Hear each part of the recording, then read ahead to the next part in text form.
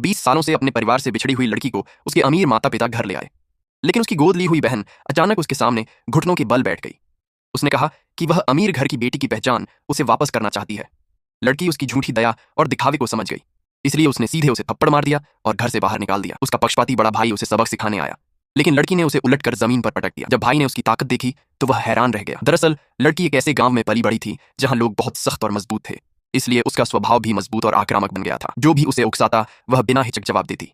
वह गांव की लड़कियों में सबसे अच्छी फाइटर थी, लेकिन गांव के मुखिया ने नियम बनाया था कि सभी वयस्क बच्चों को गांव के लिए योगदान देना होगा, इसलिए उसने लड़की को नए घरों के पुनर्निर्माण के लिए धन जुटाने का काम सौंपा।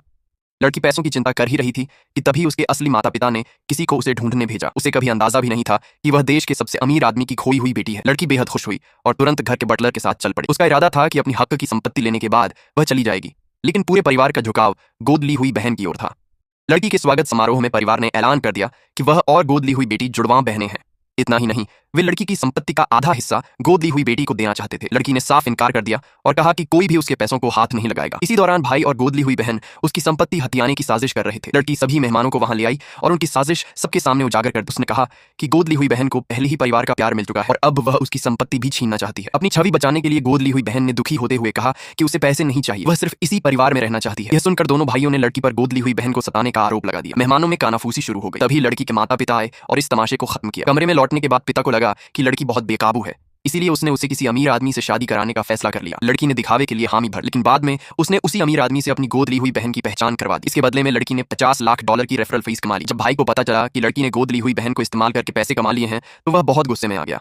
वह जानबूझकर लड़की को अंडरग्राउंड पार्किंग में ले गया। तभी गोद ली हुई बहन कुछ बॉडीगार्ड्स के साथ वहां आ गई। उसने कहा कि आज वह लड़की को अच्छा सबक सिखाएगी, लेकिन उन्होंने लड़की की ताकत को कम आंका था। कुछ ही देर में लड़की ने सारे बॉडीगार्ड्स को आसानी से हरा दिया। भाई ने पीछे से हमला करने की कोशिश की, लेकिन लड़की ने एक ही लात में उसे जमीन पर गिरा दिया। जैसे ही लड़की गोद ली हुई बहन को सबक सिखाने वाली थी, उसके माता पिता वहां पहुंच गए।